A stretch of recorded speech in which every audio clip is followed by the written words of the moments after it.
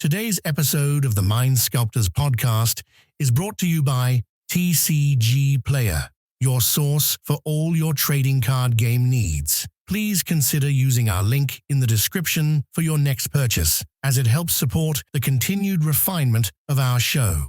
This episode is also made possible through the gracious support of our Patreon members. If you wish to join this esteemed group, simply visit patreon.com/The Mind Sculptors and become part of the SCULPTY family today. And of course, if you prefer a simpler gesture, we invite you to subscribe, leave a like and comment on YouTube, or leave a review on Spotify or Apple Podcasts as a most fitting offering to the ever-watchful algorithm Jesus.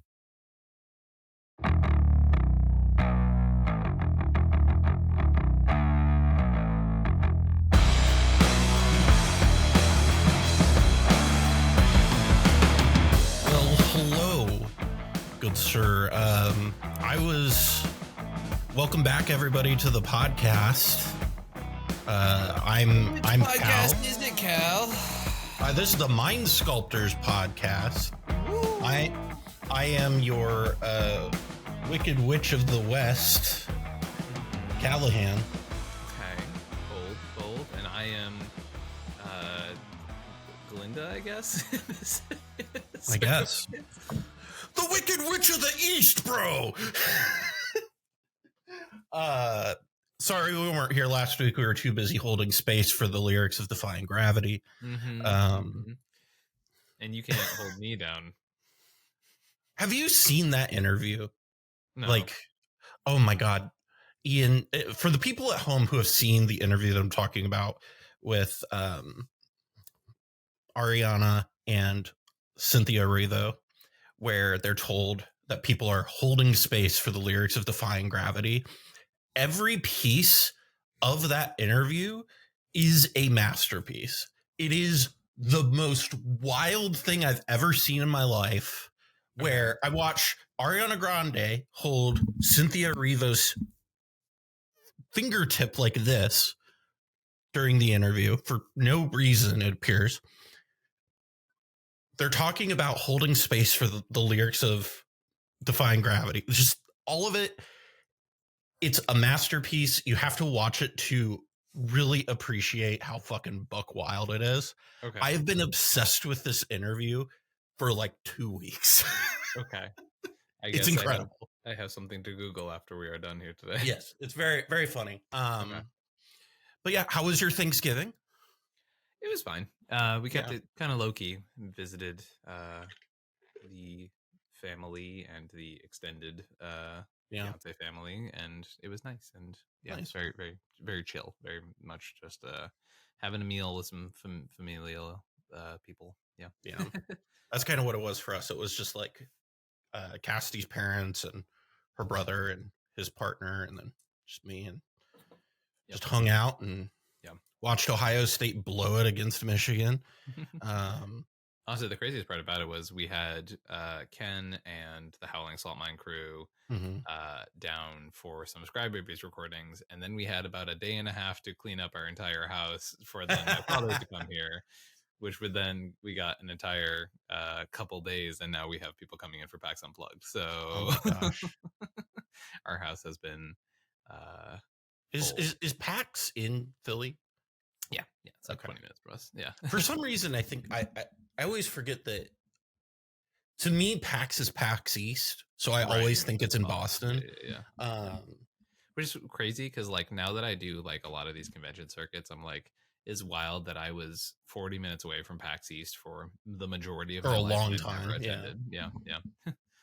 Yeah. Every time somebody brings up PAX, I just always think it's in Boston in my head.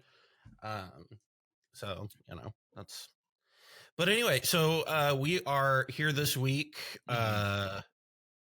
It's time for the good old power rankings, my friend. Hell yeah. It was an interesting month. I'm really excited to look at some of this data because there's a couple things with it that we'll get into. I think you wanted to talk about it a little bit, but specifically that there were 2 300+ person events in the month of November, which is a lot. Right.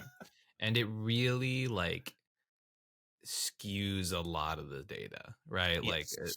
if, you know, a bunch of people did bad with one deck in Europe during one tournament, the deck looks bad for the rest of the month, you know what I mean? So Right. like it is so I'm a little bit bummed because what I found as someone who did not attend those two large tournaments and attended a lot of like 40 to 60 player tournaments throughout the remainder of the month is that like this metagame looks insanely diverse on a medium to small scale tournament level, but it seems like on a larger scale tournament level we're having a lot of diverse decks, don't get me wrong, but like there's also just so much oversaturation of the safe decks. And Yep. for me, like if you look at like the road to Lisbon, like it makes a lot of sense. It was a tournament that people qualified for that they've been playing the entire year, right? So like they're I mean, not gonna my hot take is I don't know that big tournaments are necessarily good for like competition. I think it like when you have that many people, you increase the variance a lot, and then it for sure. stops being about like Yeah. you know how good you are with the deck, and it starts becoming about matchups. And so like just inherently because of that, you're going to pick the safer deck that's going to win on the averages more often because of the fact that you need to account for some of the variance you're going to like be encountering. And like I think that's just like straightforward. Like I don't think we gain anything truly insightful from big tournaments personally. No, if anything, I think they do muddy the numbers, right? Like if anything else, right? But like, that being said, it's awesome that the big tournaments exist. Glad Yes. that the people they're there have good prizes, et cetera, right? Um, it's an awesome showing of like what our format is capable of, right? Of that people are willing to show up in these large numbers and like compete at these levels. But point being is like I went more with so like I did go with numbers for this month as we always do, right? Like as I represented the spreadsheet, but I also allowed the experience I'm having and the experience that my coaching clients are having and like a lot of that stuff to also color my decisions for this top 10 more than I would, because I'm not going to let two tournaments describe how I think the entire metagame looks right now, you know? No, I think that's fair. And you know, and again, we say this every month when we do this, but it's just like the whole point of this is for us to like, if I just throw data at you, I'm not giving you anything like anything worth looking at. You're just looking at numbers. Right. What we need is to have numbers and then a analysis of those numbers, and using context and using your intuition is a big part of that. So that's why we're here and what we do. With that being said, I want to get into this because I have a really fun honorable mention for this month that I'm actually kind of stoked to talk about. What is your honorable mention for this month? My honorable mention is the Dino Queen, Natali. She only got played 9 times this month in large tournaments and ended up having a fantastic run at the hands of one of our pilots from the SCG Con, who ended up just taking down the whole thing. Yeah. Now, I will say I am a little critical of their list because according to what I've heard from this tournament, the pilot played 14 turns the entire 7-round tournament. And so they have a lot of stacks effects in their Atali list compared to the average Atali list. And so I'm nervous that pilots are going to start playing those effects when those effects clearly were not relevant for the games that ended on turn 1 to 3. Right? Yeah, for sure. Like, and so like I'm just nervous that people are going to start overrepresenting stacks effects in Atali when it sounds like the stuff that normally makes Atali work was the stuff that made it work in this tournament. And the things that I do think are interesting from their deck that probably were very relevant were more so the extra secondary win conditions, like the Kiki lines and stuff like that, that I think probably allowed the pilot to convert to wins earlier. You know what I mean? I think that makes total sense. And I think like, I think that's a really good way of looking at it. It's like when you're only having like realistically a handful of turns across a whole tournament, you really aren't gaining anything insightful from that, right? Like truly, you are learning that, hey, I was able to get out really fast and quickly in front of people, Right. But you really don't know like how do my like, especially I think like the stacks piece thing is a really good example there, right? Is because it's like if you're only playing like 10 turns over the course of a tournament, you aren't learning anything about what that stacks effect did. But yeah, that's interesting. My honorable mention for the month is Glarb Calamity's Augur. Yeah. This was a deck I saw pop up a couple of times. Yep. And specifically, I think it had one of the better top 16 conversion percentages of just like making that cut of 35 or what was it 357, so like a little over 35%, almost 36%, which is really good. That's better than some of the top decks, and actually all of the top decks. And so like I think But that with the context of, once again, being much less represented, right, like not even a quarter of the entries. And so like they're, again, like that matters. But I think when you can get a number like that across multiple pilots, you're starting to see the beginnings of something. And so Agreed. I don't know that it's quite there yet. I think it's very much a master of keys type of thing, where it's like it's gaining momentum, it's starting to get its feet. But it still has a little bit of that learning curve stuff to figure out. And so I'm interested to see how it goes. Some of the lists actually made me really interested in playing like cEDH. I know you'll laugh at me for that. But it actually just made me think about like what you are able to do in SCULPTY is like pretty broad.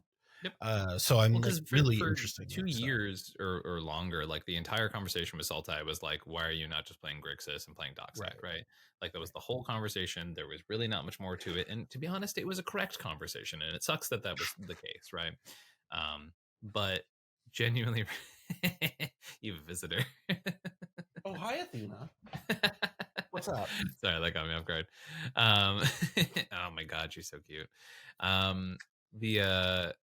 The thing with SCULPTY, and I'm actually super fascinated by shout out to his moistness, which is the common that's what all the Glarb pilots are calling him now.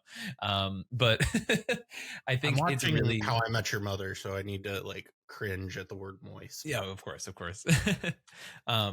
I think Glarb is a fascinating deck. I've seen it built so many different ways. I am not a Doomsday believer, but like I've seen the Protean Hulk Glarb, which is so cool. Like that was the one that really caught my attention. That was the one I was like, ooh, okay. I also caught a 32 land Glarb that is taking advantage of the fact that Glarb is basically like build your own Corsair prefix, which is pretty cool. Like I think there's like a really interesting dynamic. Like the thing with Glarb, I think we're finding is that the longer that commander is around, the more interesting builds can exist because of its presence, right? So I'm a big Glarb fan. I think it's gonna continue doing good work. I think it's also just not an easy build, right? Because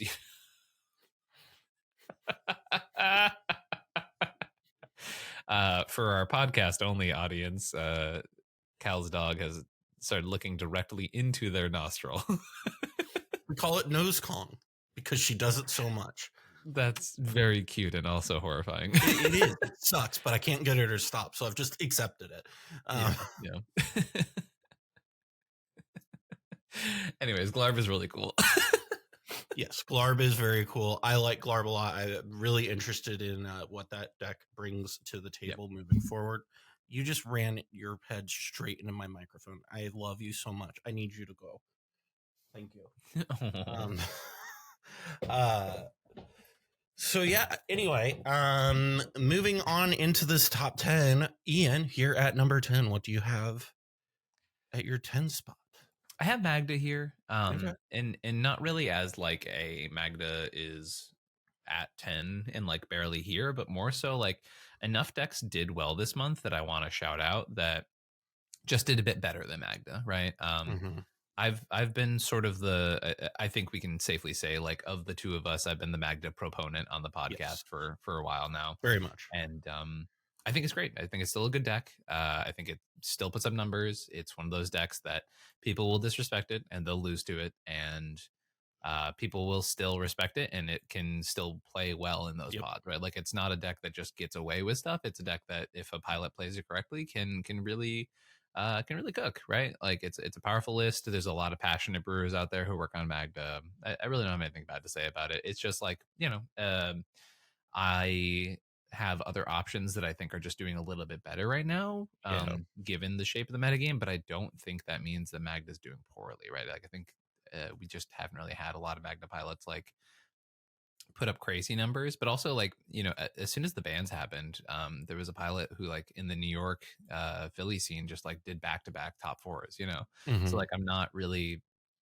too surprised to see Magda doing well, and I won't be surprised to see, like, to be honest, I think Magda had a bad month for Magda, right? And like it's still a good month, right? Like it has Yeah, it's still like 26% a solid conversion month. rate. So Yeah.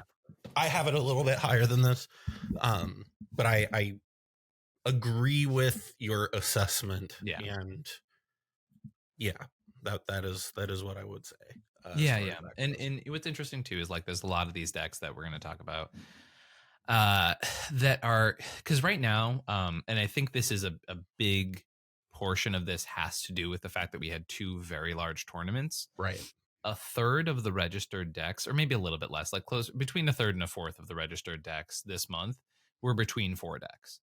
And not saying like all the wins. I'm not saying all the conversion rates. I'm No, not saying anything none like of a lot of the wins are dispersed, honestly. dispersed, very randomly dispersed. And so there are two decks that definitely have eaten a good amount of wins, but they're also the most represented decks by a nauseating amount, right?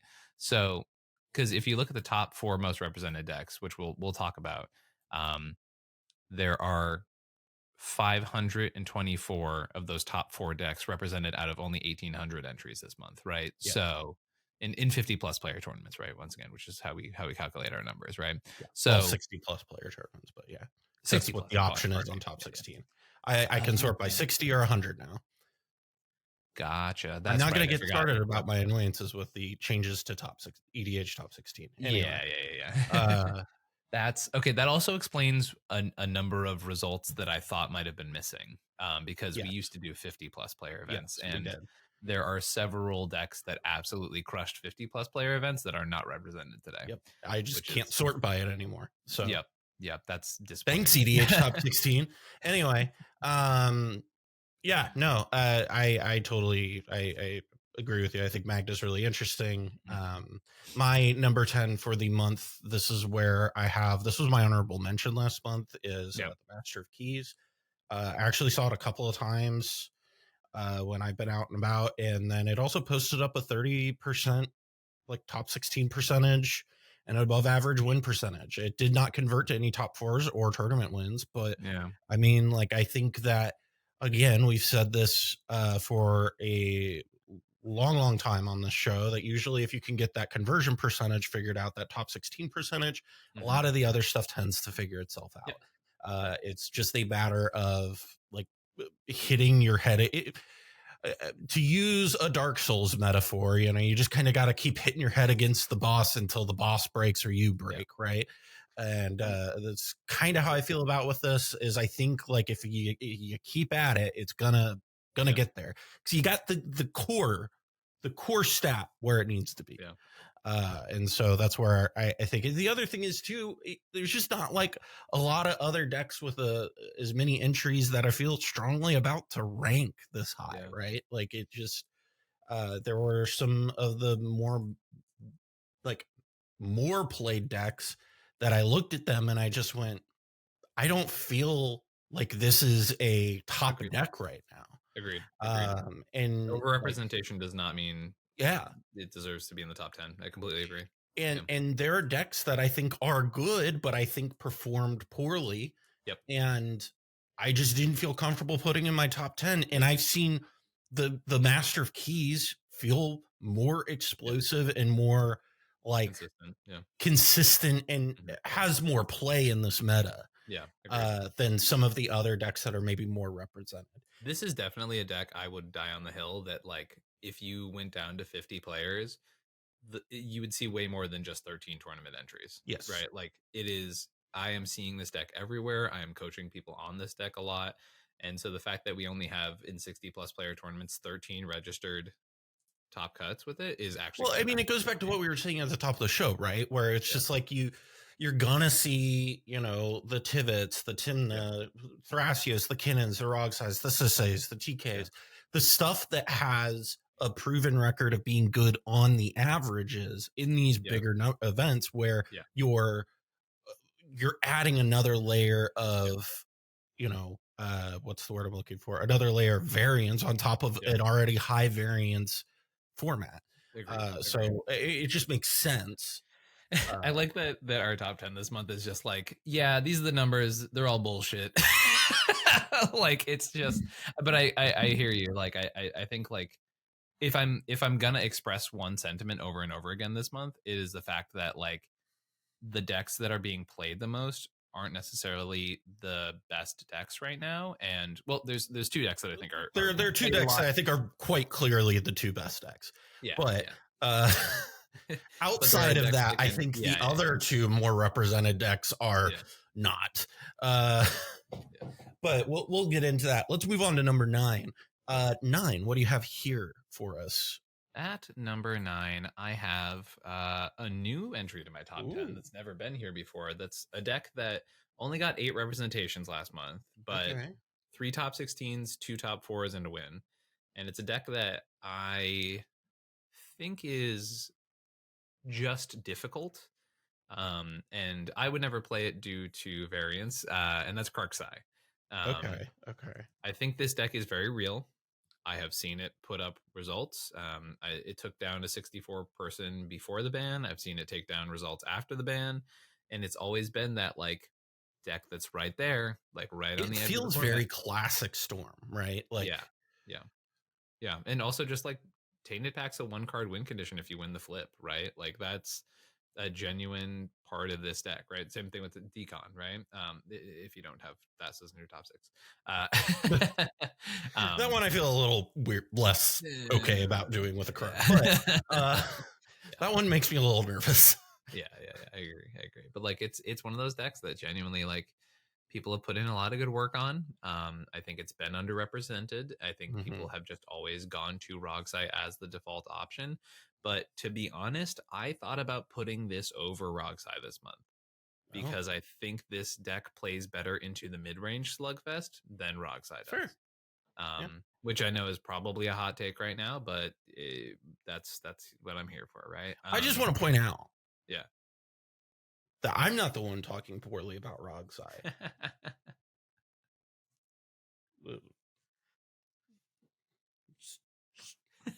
Continue. Yeah. Anyways, but yeah, we'll talk about Rogsai soon. I think that Karksai is, like, actually pretty real. It's a solid deck. There are definitely pros and cons when comparing it to Rogsai. Actually, I'm just gonna throw this out there. Rogsai is very close to this one, so we'll talk about it more in a second and the relationship between the two. But Karksai, I do think, is a very real deck. I've seen it put up consistent numbers, and it threatens very explosive wins very early that are a bit they're just different than Rog, right? And it has different angles of attack, right? Yeah. My number 9 here, this is where I have a big Kenny K. This is where I have Kenrith the Return King. I don't know how to. Kenrith is a good deck. It's, 25% conversion percentage, had a couple top 4s. 27, almost 28% win percentage generally. Like, I mean, I think it's just a solid deck. I think you said something along this line of on your, I think it was your last episode as of recording that you did on your channel, where you were talking about one of the results, and you said something along the lines of, like, it's the best soup deck. Right? It's the best it could be, whatever you want it to be. And I think that, given what's going on right now, I think that like Hermit Druid is back on the table. I think there's, like, a lot of things like that this deck excels at, this commander excels at. Sure. And like, it's got some decent numbers. They're not amazing numbers. That's why it's at the bottom here. But they look good, and I think it's, like, well positioned into this metagame. So I have Kenrith here at number 9. I'll talk about Kenrith more when it comes up on my list. I have it a little higher, and I have a lot of thoughts on Kenrith. Okay. Well, let's move up to number 8. What do you got here, Ian? So Big Fall from Grace. This is where I have Roxai. Ooh. Yeah, I had it at 3 last month, just because, and honestly, I didn't believe in it last month. I think I don't know if I expressed that before or after we finished recording, right? But Mm-hmm. um, the numbers were solid last month, and I think that was just because people were sort of getting their feet underneath them after the ban. But Right. I sort of was dying on the hill even from day one of the ban that I didn't think Rogsai won as much as people were saying it did. Yeah. Same.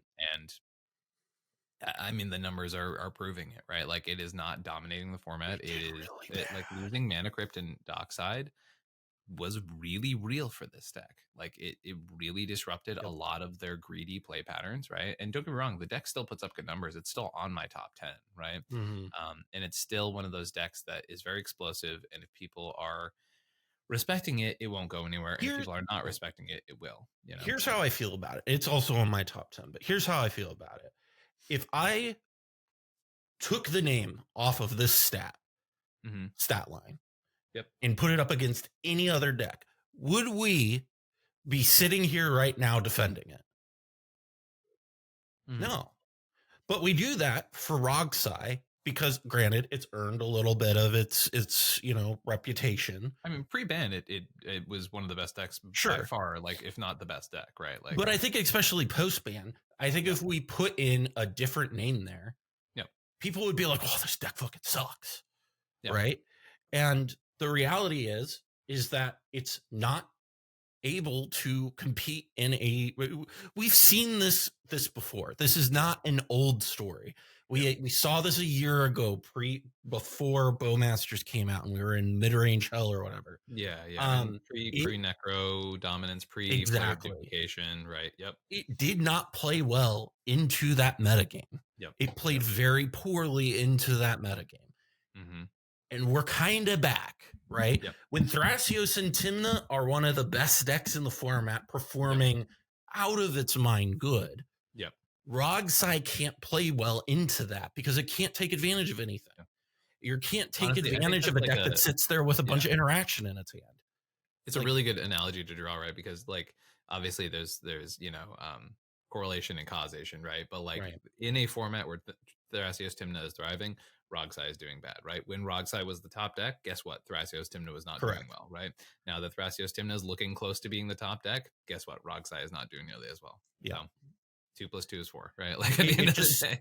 It just I keep it here because, quite frankly, I don't want to get yelled at. I still think it earns the place of being in the top 10. I will die on that hill. Yes, I would agree with that. I've earned this reputation as a Rogsai hater. Yeah. And I'm not a hater. I'm just a realist, guys. Like, I look at the numbers, and I've looked at these numbers consistently for over a year. And for over a year, it has been one of the least consistent decks out there. And people try to tell me that it does great and it's the best deck, and oh my goodness, it's so fast, you can't deal with it. It's the blah blah blah. But every time I see it in the wild, it's so unimpressive. And it just and even in the places where it is supposed to thrive, right? In these top deck meta games, it didn't perform. Yeah, there was a couple of people who did pretty decently with it, but honestly, even in that meta, it did not do well. Yeah. In the redemption event, it didn't do very well.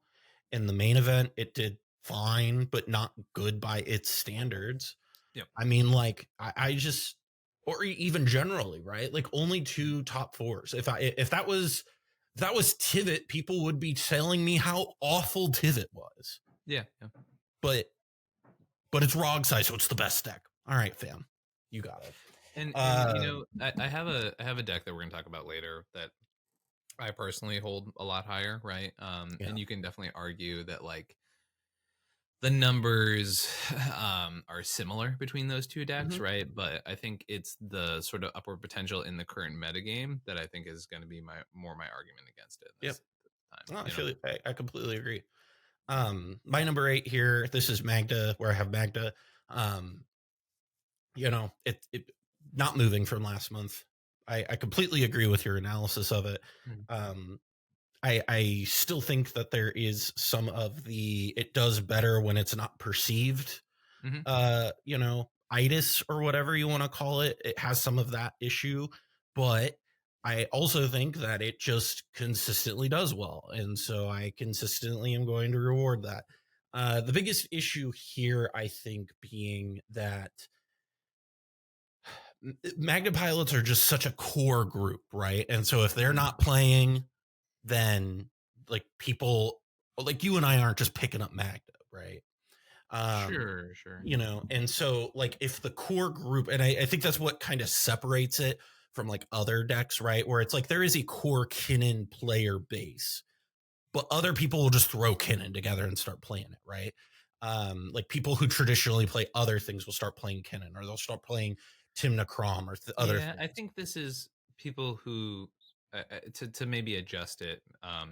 A core Magda group that is heading to large tournaments, because Magda is actually a very popular deck in the medium small tournaments, I will say. Sure. Okay.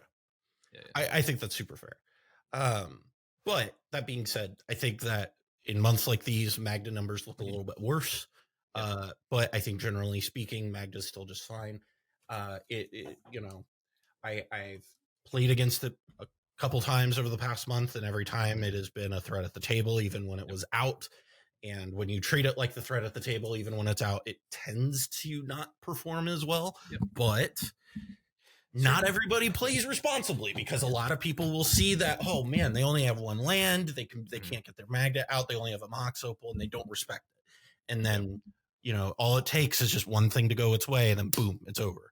And so that is the advantage of Magda, right? Is that things cannot be going your way for, you know, 3.5 quarters of a game, and then you get to those final like 10 minutes and 1 or 2 plays go your way, and boom, the game's over. And that's one of the things I really like about Magda, and I think is a big advantage of this deck. I will also throw out that, like, I think Magda, you've sort of touched on a principle I like to call the Dosen principle, which is every time that you're playing a green deck and you go to tutor with an X tutor, right? The more often your opponents think to themselves, oh, this could go get Dosen, we need to answer this, the worse the Dosen is. But the more often that people don't play Dosen, the stronger the card is, right? And I think Magda has that principle very much stapled to it, right? It's very much the less likely I am expecting to see Magda at this tournament, and the less likely I am to care about Magda, the better Magda is. Fully agree with you on that. But anyway, moving on. Number 7, you had Rog Thrasios here last month. What do you got here this month, Ian? I got King K. King Kenrith is where I have him. I think, you know, we mentioned it. One of my clients was actually the gentleman who top forward the Road to Lisbon with Kenrith. And it's a deck I very much believe in. I think Kenrith is struggling a lot with identity after the ban, right? Because it was a dockside deck, right? That also had pivot options available to it. And now it's sort of struggling to figure out which of these Kenrith identities it's having a little bit of a midlife crisis. Yeah, exactly. Unlike, you know, maybe the notion that you expressed earlier, I don't think the Hermit Druid angle is the angle that I believe in the most, right? I think, like, I'm not even saying that I believe in it. I think it's on the table, though. Sure. Like, yeah, I think like a lot of the best things with this commander tend to be a lot of the Chatterfang Warren Soul Trader stuff. I think a lot of it is really very, very interesting as of right now, right? So Kenrith, I think, is, you know, the ability to go fast and be 5 color good stuff, and then also have these combos that other decks don't have access to. I think that's the strength of Kenrith, and then best utilizing those techniques to optimize your plays is all the good stuff, you know? No, I fully agree with that. My number 7, this is where I have Rogside dropping 4 spots for me instead of 5. So let it be known, I have it ranked higher than you. But I think generally why I have it this high is I just didn't have a lot of other decks that I felt as good about. And I think that's the big thing is when I look at these, like, I could, if I were going to make a top 10 of decks that I think are good, but maybe like that I think might be better right now in this meta game, I don't know that I would be necessarily doing a power rankings at that point, because power rankings need to be like the mixture of like what you think is good and also is getting played. And like there are some decks that I think are just straight up better but aren't getting played. Yep. And so by that standard, I just am like, all right, well, I guess it doesn't exist technically. But yeah, no, I think Rogsai though generally, I think it will bounce back. I don't know if it will ever return to the July, August numbers that we were seeing from it. I hope not. But I do think that it will come back. I think the issue that we're going to see is how does it, because like before, right? Like its whole thing was, oh, we have Ristic Study and we have Mystic Remora, and that was a huge part of how they recovered from a lot of the mid-range health stuff. Okay, well, that's not enough to carry you now. So how are you going to figure it out? And that's what I'm interested to see. I think a lot of these pilots are really clever and will be able to figure it out. I just don't know how. And I think what they're doing right now isn't working, right? Like whatever it is that they're doing is not working. They need to go back to the drawing board. And so that is kind of, and I'm not a Rogsai pilot. It's not my wheelhouse. So I don't know what to tell you other than whatever it is you're doing isn't working. Try something else. Sure. So that's kind of my thoughts on it. I do think that overall, I think it's very hard to look at Rograk and Silas and Grixis and be like, it's bad. It can only be so bad. But I do think that it needs some love and attention, because 13% conversion percentage ain't it, Chief? Well, to be honest, I think it's getting too much love and attention, just not any innovation. Yes. It needs some well thought out construction. Some renovation, one might say. So yeah, that's why I have Rogsai here at number 7. Ian, moving right along, you had Kinnan here at number 6 last month. What do you have here at number 6 this month? I have Tivit here. Okay. I don't think Tivit's numbers are necessarily 100% matching where I think it is. I would agree with that. Game. I think it's doing fine in numbers wise, and I'm not it's fine. I just think Tivit's well positioned in the current meta. I think it's a deck that can, if played responsibly, grind with the best of them. Dude, after SCG Con playing with that deck, I have never felt so good about Tivit. Yeah. And I felt really good about Tivit, right? Because you made. Oh no, because you had the top 16 record, but then we're out on breakers, right? I finished 18th. Yeah. So tough and rough. Yeah, I mean it happens, but yeah. No, I fully agree with you. I think Tivit's insanely well positioned. It's it grinds with the rest of them.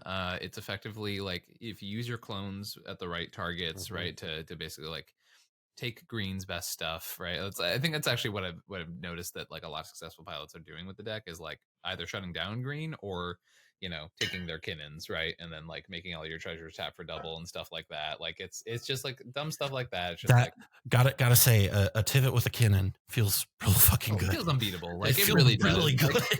Like it is really hard to beat a Tivit with a Kinnan. It feels really good. It's one of those things. I think like the more you mess around with decks like that and stuff like that, like you're gonna see some really interesting stuff come out of it. For sure. Yeah, I really like where Tivit's positioned. My number 6, down 1 position. This is where I have Kinnan this month. I think Kinnan had a step back this month.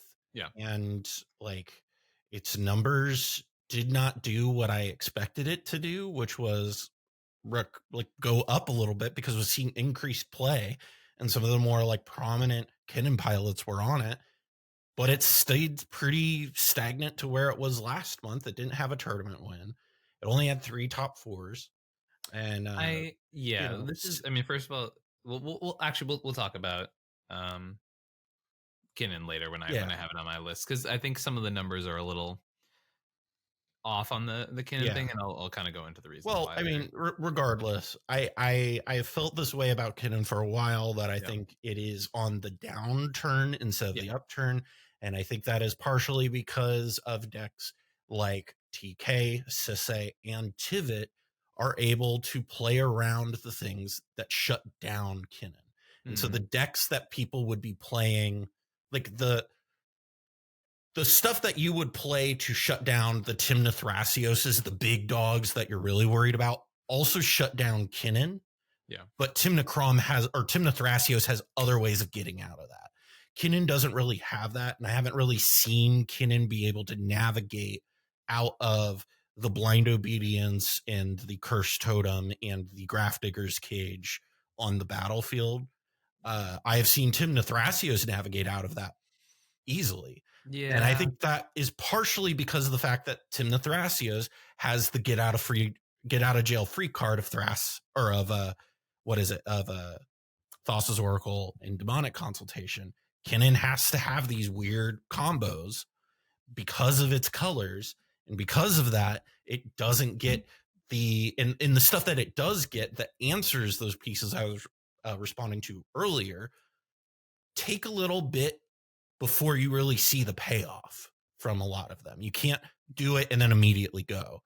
I have seen multiple instances where the Kinnan pilot removes the thing that was stopping them, but ends up giving the game to somebody else because they can stop it for that turn. They can't immediately go into their thing. And I think that is the issue I see Kinnan having. I still have it really high. I still have it here at 6. I still think Kinnan's good. But I think it's in an awkward place. I have addresses for a lot of those bullet points that we'll talk about when I talk about Kinnan. Well, a lot of it has to do with people have been building the deck the same way for a long time, and it's not correct. Yeah, I think the deck is not built correctly for the current metagame. I think Kinnan pilots, throw a Force of Vigor in there. Like, if you're not on Force of Vigor, throw one in there. That's been in my deck for I can't even tell you how long. Yes, you're not I'm not talking to you, Ian. Yeah, no, I trust you to make competent deck building decisions. All right. But that is my big thing. I think that, again, I like the deck. I think it's in a weird spot in the metagame because it's going to get the same hate pieces that are after the top dog that people are really worried about in Timna Thrasios and Timna Crom, but it doesn't have the same litany of answers to those hate pieces. And I think that is the biggest issue I see. And so its ability to navigate out of it is a little bit more awkward. I'm not saying it can't, I'm just saying it's awkward, and that does impact how it performs. Moving on to number 5, Ian, you had Godo at number 5 here last month. I'm assuming Godo is not here this month. Did I really? You did have Godo at number 5. Oh, that's right, because it had like the craziest month. It had a really good month last month, and so you went all in on Godo. Is it even on this list right now? Godo had my god, a really bad month. So true. It's the classic mono red thing, right? Like whenever in 60 card, like a new format would come out, mono red would always win the first tournament because it was just no one would know how to stop it, and it would just it's literally the mono red aggro thing. This is Scred. This is what Scred does in Modern. Every time a format changes and nobody knows what the fuck is going on, Scred suddenly appears. Or in Standard, like it's mono red, like weenies, like red deck wins, right? Like that's so funny. That's so true. It was the same thing with Godo. Godo was like, hey everybody, you guys are all stumbling, and here's Godo, and then everyone was like, all right, we found our footing, and here's a counter spell. Here's a mana drain. Have fun. Exactly. What do you have here at number 5 this month? I have Atraxa this month. And dude, Atraxa fucking killed it this month. The numbers are crazy. I'm really glad to see this, to be honest, because I have been sitting here going, this feels like Big Boy Winter all over again. Yeah. Why is Atraxa not doing well? And then this month I was like, oh, okay, it is. It just took everybody a minute to start playing the deck again. Yeah, I think there were a lot of people who immediately went to Timna Thrasios expecting the same play experience, and then fundamentally realized, oh no, this is just advantage Thrasios. But with Timna instead of Bruce. Yeah. And then realize and then kind of You moved just back. fucking called it Advantage Thrasios. I did call it Advantage Thrasios in front of you. How do you like that? Absolute garbage.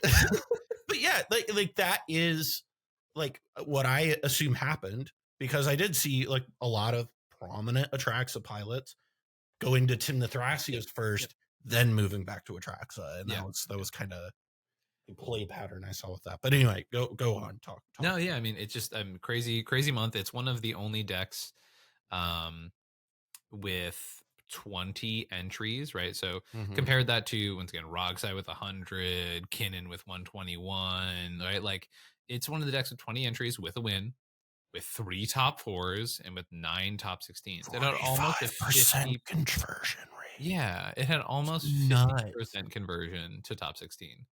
That is bananas. Look, I ain't no math wizard, but those are pretty good numbers, right? Like, I know I grew up in Boston, but I didn't go to MIT, so that's pretty good if you ask me, though.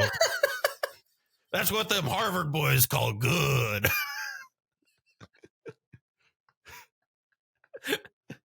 Yeah, that's the very classic Boston accent. Yeah.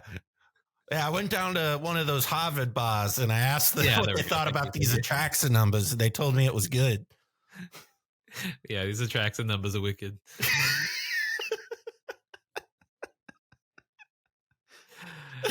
I also have Atraxa at 5. I think Atraxa is really good. Atraxa, I had it at like what? Where did I have Atraxa at last month? I had it at 10. And so it moves all the way up to number 5 for me. And Atraxa, I said this last month, it got the base down. Last month it did the thing that the Master of Keys did, right? Where it got the conversion percentage where it needed to be. Yep. And like I said, once you get the conversion percentage into a good spot, a lot of the other stuff starts to figure itself out. Yep. And so, and especially a deck like that, which is like, it's mid-range soup, right? Like, it's not going to struggle in the top 16s as much as like a Rogsai would, right? Or a Godo or any sort of proactive or it's a deck that can just sit there. Like, it's very fine to go like land pass, and just let the game develop in front of it and then answer what it needs to. Yep. And that is kind of the way you want to play in these top 16s. And it is so well positioned. It's green Tivit, guys. Like, it plays differently, but the principle behind it is very similar. And I love it. I love it. The only reason I don't play it is because I fucking hate Food Chain. I hate Food Chain. Food Chain's the best. I know Food Chain is really great. I just also have this really irrational love for Tivit that I can't, like, every time I've tried to play Atraxa, I'm like, man, this could be Tivit though. I wouldn't have green to ruin the day. Like, I just play good old fashioned Christian Esper control, just the way God intended it. Moving on up, what do you have here at number 4, Ian? I have at number 4, Sisay. Yeah. Okay. All right. Yeah. Same as it was last month. Yeah. It's yeah, is it same as last month? Yep. Yeah, makes sense. Sisay is still doing well. I think it's people had to figure out the Sisay problem, right? Which was the deck just has to play worse cards now, unfortunately. You can't get away with just like stealing a Dockside and then winning the game. Boo-hoo. Are the Sakashima of 1,000 Faces lines like just gone? Some people, no, because now there's a bunch of Marvin Irith bullshit lines that people are really high on that I think are garbage. That as an aspiring Sisay pilot, should I bother buying a Sakashima? I mean, they're cheap enough where it's not gonna hurt you, you know. But is it worth like making an order for? Do you think? Literally depending on how much it's going to cost you. This is like a genuine question. This isn't like a bit. This is like me like actually asking. I mean, like, worst case scenario, like you play against an Atraxa and then you like tutor up an Atraxa of your own, which isn't even that good in Sisay, right? Like, I was like, why the fuck I don't want these cards in my hand. No, like, what am I doing with these? They're supposed to come from my deck. No, I don't think you need it, to be honest. That was kind of the vibe I was getting, but I wasn't sure. All right. But you know what card I am eating my words on? What? Gideon Marshall Paragon. I was wrong about that card. That card is actually gas. Gideon Marshall Paragon. It's one of the fucking Planeswalker deck Gideons. What the fuck? Do you remember when they did those I Planeswalker like do. clash decks on every set? Yeah. I'm just trying to remember. It's super simple. It's +1 is untap all creatures. And because you're on Cryptolith Rite and Relic of Legends and Isika, it's actually it opens Huh. up so many lines. And I legitimately thought it was Dookie garbage. I was giving Malcolm so much shit for playing it. I played Sisay this last weekend. I was playing a weird like collector roof Sisay. Yeah. I could have won so many more times If you had that Gideon. card was in my deck. That's so funny. Like a nauseating amount of more games if that card was in my deck. That is hilarious. Hey, listen, I'm not going to argue with the results. Fucking go. Guys, it's only $1. Go get your Gideon Marshall Paragons. Yeah. No, that's hot. I like that a lot. Yeah. But back to the Sisay in general. Yeah. Yeah, I mean, I just played a very experimental Sisay this last weekend. You know, it was quirky and weird, but Sisay still feels broken, right? Like, if everyone's trying to mid-range up, you know, it's really good. Never casting spells and killing people. Like, Top Forward Festival of Nights, still think it's really good. People like Malcolm are back to putting up good results with it. It just took some time, some rebranding, some re-identification of certain key components. Those Chatterfang lines in Sisay are really, really attractive. I like those lines a lot. I was playing around with I've just been goldfishing different Sisay hands off and on when I'm not playing Balatro. And Amen. I made the mistake of buying that game on my phone, all of my free time is gone. I've kept it just on my Switch, and despite it being the thing I do whenever I'm bored, it's helped not being on the phone. I'm not gonna lie. I ended up buying it on my my computer so that I could get off of my phone and start using my computer more. Right. I'd rather do that than look at my phone. But all that being said, I love Sisay, and I've been really enjoying like I'm like this close to building up the courage to sleeving it for a tournament.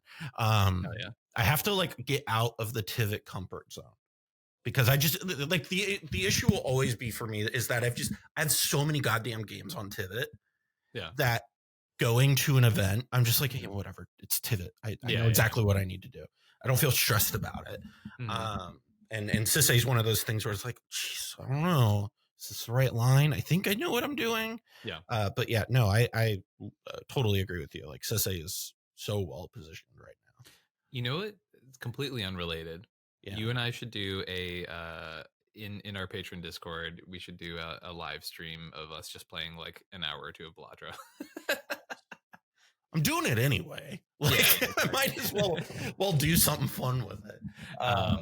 But yeah, no, I think Sisay is super solid. I think it's still in a really good place. It's slower than it was before, but people are putting in the work to make sure it still performs, and it is.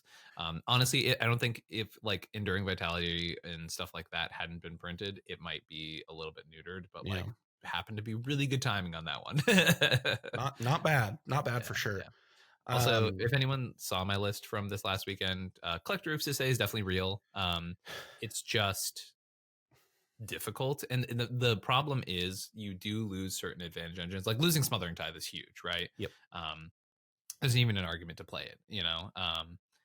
I didn't, because I wanted to fully commit to the triple oof plan, right? But like it's a real deck. It's very fucking difficult to win under 90 minutes. And especially if you don't see your oofs, right? Like that's the tough part. 100%. Yep. My deck here, I have at number 4. This is where I have Tivit. Tivit, like you alluded to, its numbers were fine this month, but after playing in a tournament with Tivit, I have never felt better about Tivit in the metagame and I've had Tivit at number 1 a few times.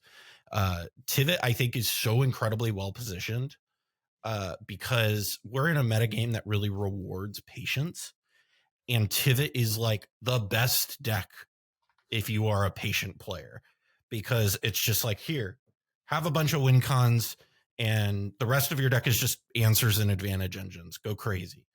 And honestly, I said this during our recap a few weeks ago, but goddamn, does Blind Obedience and Grafdigger's Cage and Curse Totem feel like fucking MVPs in this metagame? Holy shit. I might go back on Dauntless Dismantler if I'm being completely honest, because maybe not, because the creatures coming in tapped feels like broken as fuck. Like when with the blind obedience bringing creature, that's the part of blind obedience that you care about now, is that creatures come into play tap, because not only does it slow down the Kinnins and the Timnathrasioses and all those decks that are doing stuff with their dorks, it's also giving you windows to attack. And that is a huge thing where again, I'm not saying that you need to rush out your Tivit, but there are now more windows for you to just cast Tivit and get damage in now than there ever was before. Like it Also, used just to like, be. yeah, you used to have to worry that like when you cast Tivit, it was immediately +3 on the average dock side as well, right? Like just by playing your commander, right? But like that's the thing. In that event, like there were multiple times where I was like, I feel fine just like getting Tivit on the board and just like getting damage in slowly. Yes, agreed. Because nobody's going to remove it too. Like that's the other thing. The only way that most people are able to remove it is if they board wipe. And if they board wipe, sweet. Like, look, I've seen 5 mana Gilded Drakes, Cal. Listen, if they're paying 5 mana for a Gilded Drake, good for you. Yeah. Like that is you deserved that one. But yeah, no, I feel really good about Tivit. I don't know that the numbers are quite there. But I think that it's heading in the right direction. Yep. And I think generally this is where I kind of go rogue from the numbers a little bit. And I just go, I've played the deck in this metagame. It feels fucking broken to be playing it right now. I love this deck in this metagame.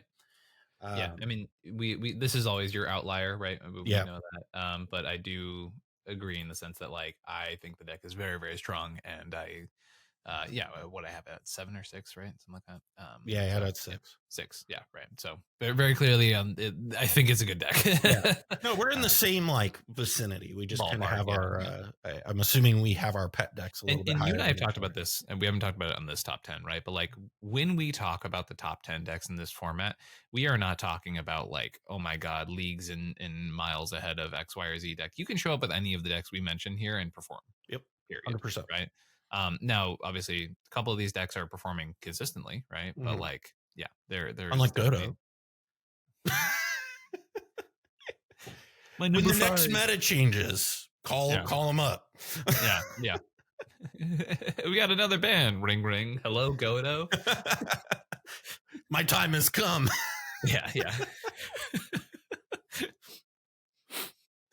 Moving on up to number 3. What do you got here at number 3, Ian? We have the Bonder Prodigy, Kinnan. This is my number 3. I'm very happy to lock this in. What you don't see frustratingly, and why I brought up 50-person tournaments, is that had you gone down to, I don't know, hypothetically 53 players, you would have seen me win a fucking tournament this month with Kinnan. Yeah. Right? So again, blame EDH top 16. I don't control their sorting. No, I know. But my point is like the numbers are letting us down a little bit this month. With Kinnan specifically, the deck has been cleaning up. I mean, the fact that 2 of the top 4 of I believe 2 of the top 4 of the Boil were Kinnans, right? Or is it at least one of the top 4? I have to look at it again. Listen, there were so many tournaments I had to pull stats for this month. I was just kind of like, I had retaining information. No, I got you. But point being, the Kinnan numbers are better than they look. I think like the fact that they did have the like very definitively the second most top 16s, or third most top 16s, pardon me, compared to the 2 Timna decks that we're going to talk about later, right? Like big spoiler, like y'all know what's coming next. But it had the most top 16s of any other deck that did not. There's only one Kinnan in the top 4 of the Boil. Okay, right. It was two TNTs. It was Timnathrasios, Kinnan, and a Magda. Because we had the 2 Ohio boys in the top with Kevin and Andy. Gotcha. Okay, that's probably where I was getting confused. Yep. But yeah, Kinnan put up numbers. I mean, as I said, I won a tournament with it this month. It felt better than it's ever felt because the meta matched Kinnan's speed. And my biggest problem is like a lot of the stuff that you mentioned earlier, I 100% agree with are problems in Kinnan decks, and decks are not being built to fix answer them. Yeah. Because especially with things like, I mean, like Wounded's List did not have an Enduring Vitality in it for a long time, and people were just copying and pasting his list. Enduring Vitality is one of the best cards to ever come out in Kinnan. Yeah, fully agree. Period. Like it is, and also and it was great because when I killed it, I had a Grafdigger's Cage out, and I watched the Kinnan players face slowly realize what just happened. It's also worth mentioning too, right? Like you'd mentioned, like the quote big Kinnan players were out showing up, putting up numbers, right? Wounded got kicked out of the Boil too, right? He had a top 16 potential record in that tournament. Like he was locked for top 16, right? So that is something that, like, you know, the deck had put up a result worth noting, right? So when numbers are being left off of these numbers, I do think it is relevant to bring up here, right? Like it's not just me being like good players are good with Kinnan, but like we had actual good results with Kinnan this month that are not showing up in these numbers that I do think are very, very relevant, right? So yeah, I mean, as I mentioned, I played it in the beginning of the month. It felt the best it's ever felt, and I've already won a decent amount of tournaments with Kinnan in my hands, right? So like clearly I feel good about the deck, period, right? How many twisters did you win with it? Only one twister with it. Okay. Yeah. Only one. Only one. Only won a couple grand with it. It's a big deal. Yeah. I know. I paid for my wedding. Kinnan has paid my bills more than any other deck. Don't get me wrong. Like, it is. Yeah, Kinnan is basically paying for my wedding. Like, hey, you know, there's if anything, that's a huge upside for it. No, and I agree with you. I just think that like my experience playing against it recently has been very informed by the fact that I'll lay down like it can get through one piece of interaction I feel like as soon as I get the second one on, I'm just like I watch Kinnan players just go, oh, how do I deal with two? They're not like, Cal, do you know how many times I have to yell at Kinnan players for not playing fucking Resculpt? Like I like I can't tell you enough. Like, why are Kinnan players on mat? Like, why was it ever not the go-to to just be on Force of Vigor ever? Oh yeah, well that's the thing, right? Like we were worried about Ristic Study before. Why the fuck weren't you playing this? I know. For 6 months, I've been on Force of Vigor, Manglehorn, Resculpt, and Archdruid's Charm, right? Like all main deck ways. The only thing that I have seen people play consistently is Manglehorn. Yeah, and I'm just like, y'all, I know. You can't like they can't answer blind obedience, and I'm just like, what are you gonna do about it? What are you gonna do about it? Like, to be honest, blind obedience doesn't really matter. I think you might be over. It matters when there's like that and a curse totem, right? Sure. Curse totem matters there, right? Like that's my point. Is like I don't think blind obedience actually really ever stops Kinnan. It's a mild inconvenience at best. It sets them back a turn, which is it does matter. Yes, I do believe in that. Yeah. For sure.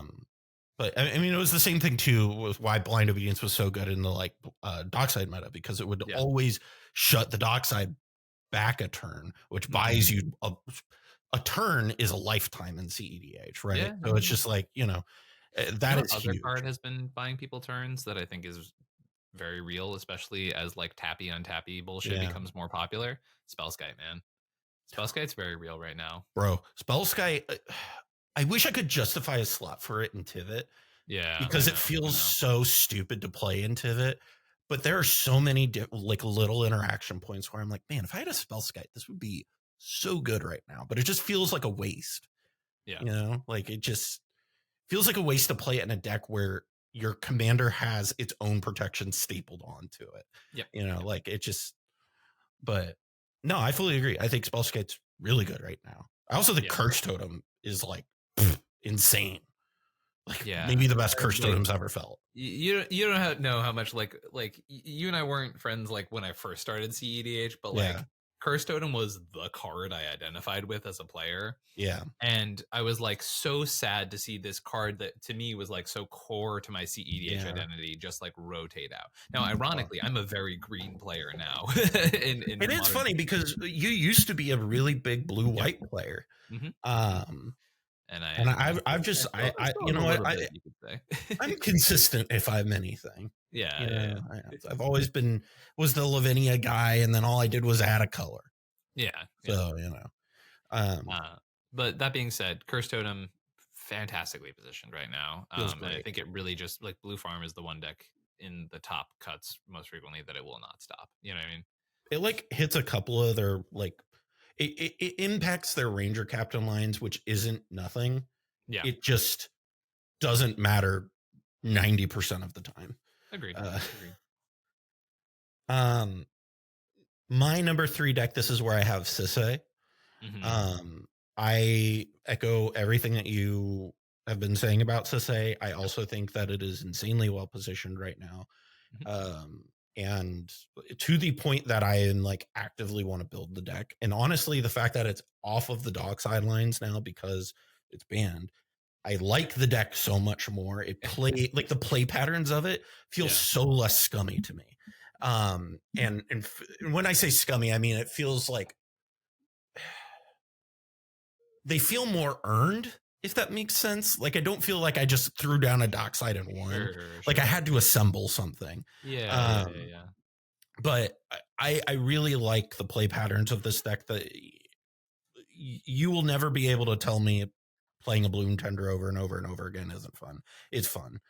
I played with Freed from the Real back in the day, guys. Listen, I don't know what to tell you. I've a very particular set of type of tastes or whatever. Listen, this weekend I had Agatha's, my Ragavan and Sisay to both be Bloom Tenders and was trying to win by flashing in Village Bellringer to untap them to throw in another activation.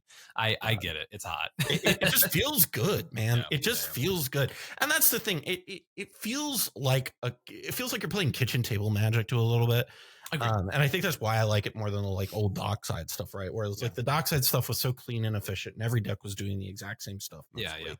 And like this stuff now, like who the fuck else is like playing Chatterfang and Warren Soul Trader, right? You know, it's just like I guess Kenrith, but like generally speaking, who is doing this shit? Nobody. And it's cool. It's fun. And it's like when you explained that line to me, it felt like a level unlock in the game where I was like, oh, I didn't even realize that. And it just those types of things you get to play in this deck, and I love it. I absolutely love it. And it performs on top of all of that. Moving on up to our final two. I'm assuming they have not changed a whole lot since the last month. What do you have here at number 2? Is it Tymna Kraum or is it Tymna Thrasios? At number 2, I have Tymna Kraum. Oh, okay. I know. Show your work. So 2 plus 3. I forgot my scratch sheet at home, Professor. I didn't do it on the worksheet, damn it. Yeah. So like, it was funny. I was talking about this with Lou the other day. I was like, honestly, I think a Tymna ban would be like so interesting for the format, right? Because it just like nukes the 2 top decks, and realistically, there's look, Tymna Malcolm and Tymna Jessica and Tymna, they're boring. They're like, guys, just play Dahada, play Tivit, play Master of Keys. Like Tymna being deleted out of the format, like, and don't get me wrung, I'm not advocating explicitly for a Tymna ban. I'm just saying like it'd be kind of fun. Anyways, the format would get immediately more interesting. I agree. Not that I mean, to be fair, like I still am gonna die on the hill that this format is way more interesting post ban. 100%, 100%, insanely. But yeah, let's talk about T&K. So T&K is super solid right now, right? And why is it lower than Tymna Thrasios? I think T&K is still, you know, you can see if you look at like the Road to Lisbon finals, right? Like someone like Tremnek, who is a very good player, is going to always show up and put up good results with it. And I still think the play pattern of like launching a 3 fairy into a Final Fortune into a completely protected breach turn is nauseatingly powerful, right? Underworld Breach is a dumb good card. I just think because of the ban, Kraum is effectively, and I would say effectively because this isn't explicitly true, a lot more useless than it was back in the day, right? Don't get me wrong, you can still get, like we talked about games slowing down, you can still get Kraum out, right? But green is real, and green is very real in the current metagame. Having Hazel Brewmaster, I remember saying, I was like, I think green is the biggest winner here. Yeah. Right? Like the big thing is, I think green and the differentiation and the Tymna Kraum can do one thing, and it does one thing very, very well. Tymna Thrasios has space to do multiple things, right? If you play a Rule of Law, Tymna Thrasios is not out of the game, right? Tymna Thrasios has a better matchup, in my opinion, against everything, whereas Tymna Kraum has a better matchup against certain decks. Okay, that's the hill I'm willing to die on. And also, I'm seeing Tymna Kraum players, right? Like I just played a game the other day where we, you know, they did the classic plant a Mystic Remora like try to be a parasite off of it. And you know what? They ran out of gas and they died, right? And Mr. Grimoires is a lot worse when people are casting dorks every turn. I agree. And so like they can't rely on the same play patterns. It's still one of the top 2 decks in the format, right? We are talking about micro percentages here, right? Like realistically, you could make a very solid argument in either direction, right? Right. But both decks are very, very solid. And honestly, it's in my genuine opinion right now, if you want to do well with one of these decks, it's probably more preference than anything. 100%. Like me, I like red. I'll probably play red. You know what I mean? If it was me, I'd do better with Tymna Thrasios because of how I play. Right. Right. Yeah, exactly. And I think that's really it. Like they're both insanely solid 4-color mid-range options. They're both going to be doing really well. The numbers support it, right? They were overrepresented and overplayed, and they still put up good numbers, right? Whereas other decks were overrepresented and did okay, you know? I have them as 1A and 1B. I don't have one over the other personally. Agreed.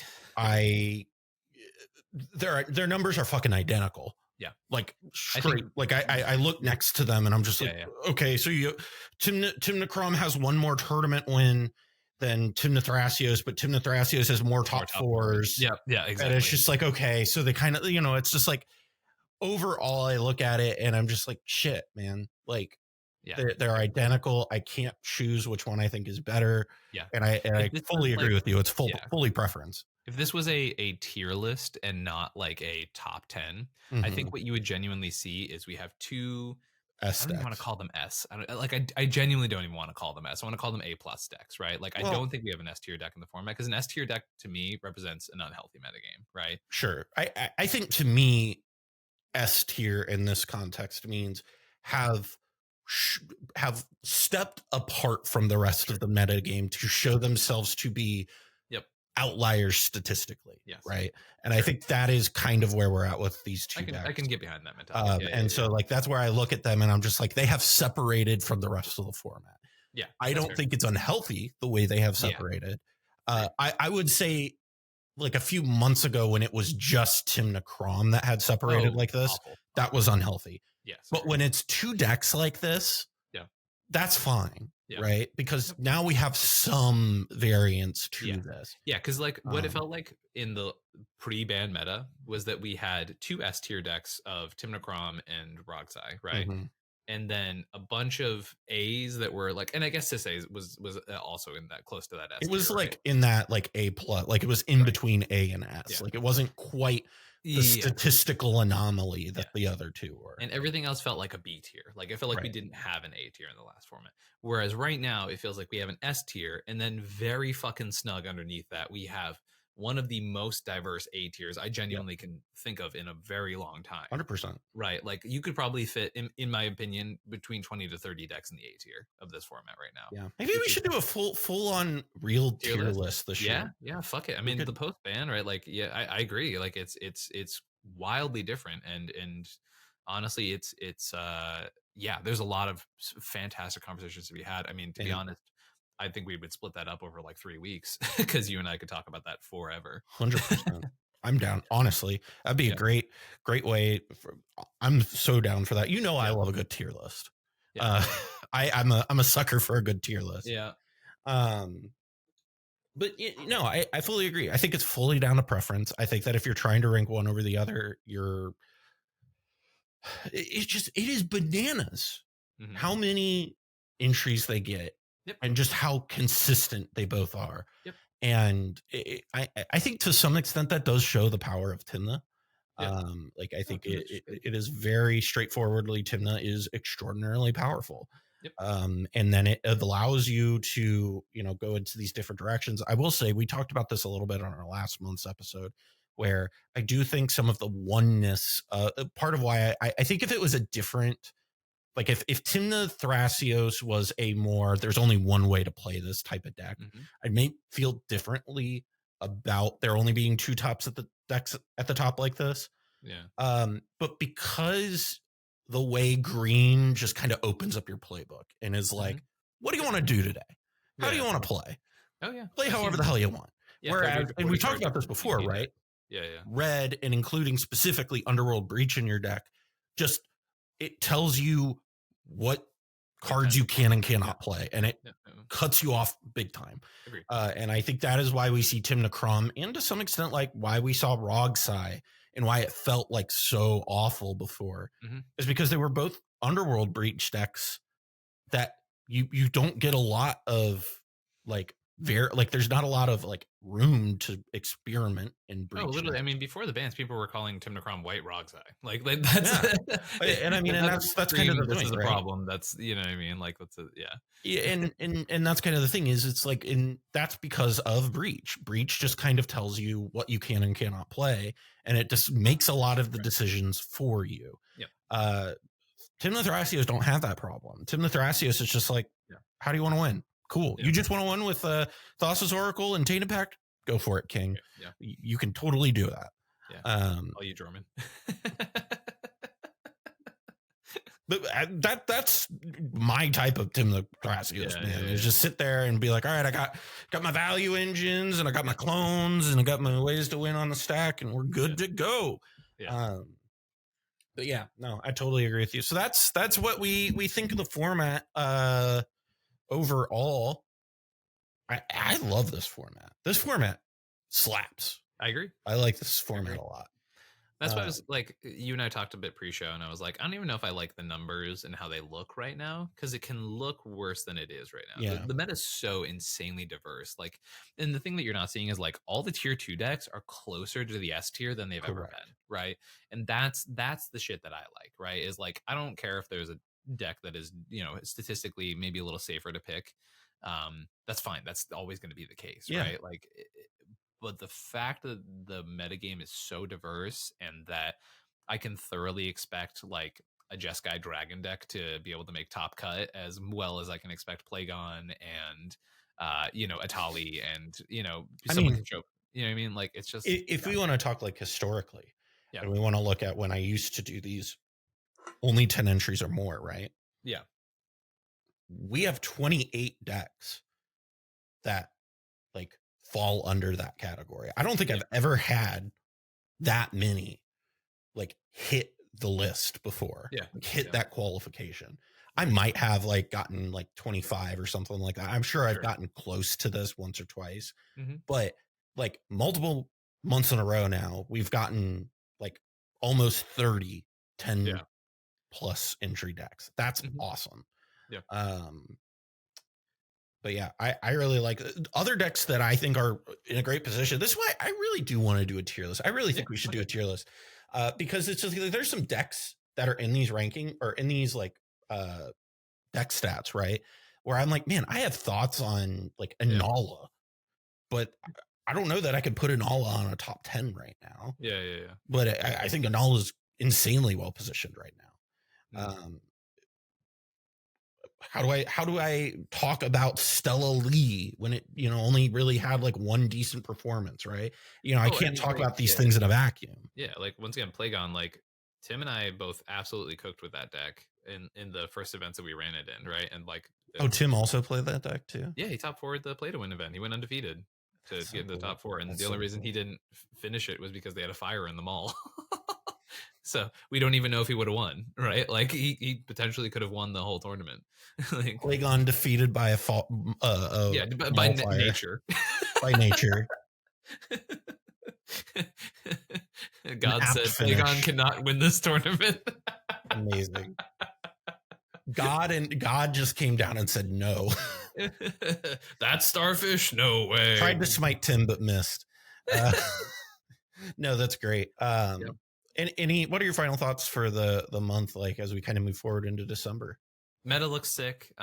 Don't listen to anybody telling you it's stagnant. That's ridiculous. And if you think that there is something underexplored, explore it. This is the time to do so.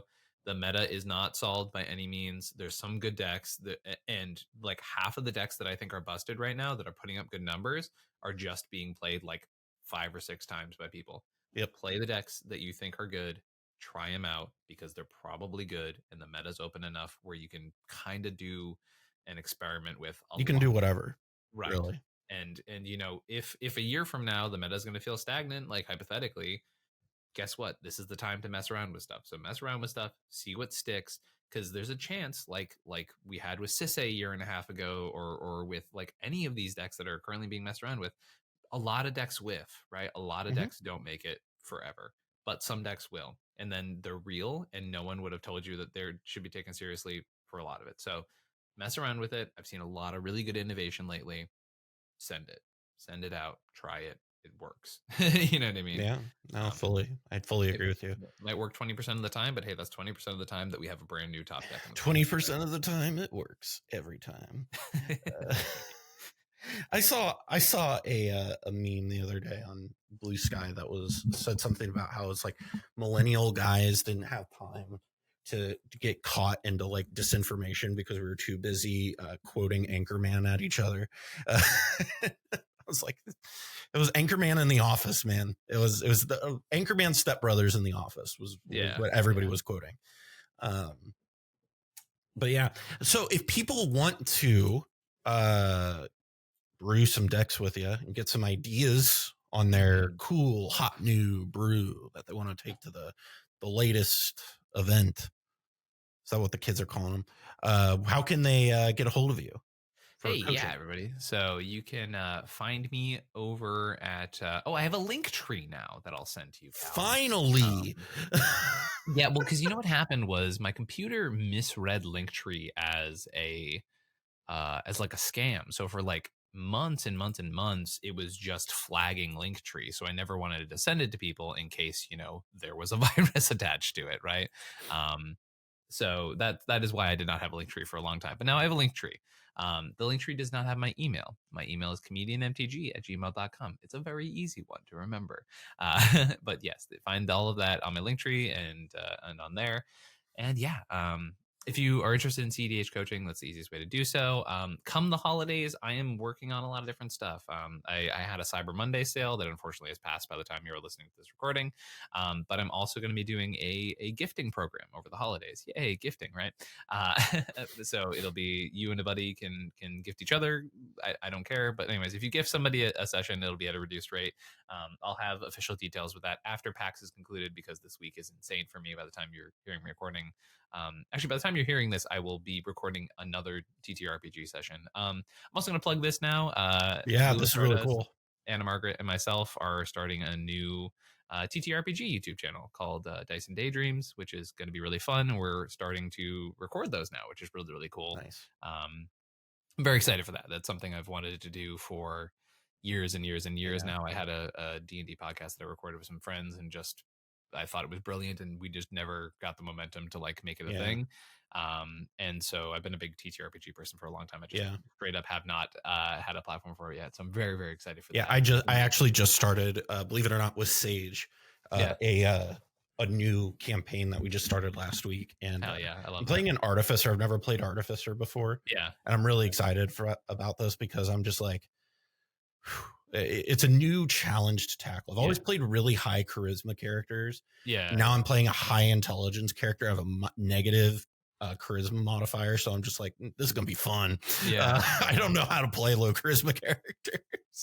Most of my TTRPG characters are something that comes off as like a bit, and then I try to give them life. You know what I mean? Like one of my favorite ones, my first one was a rogue that was very obvious that he had like basically a superhero persona, and everyone knew who he was because he was the only tiefling in the area.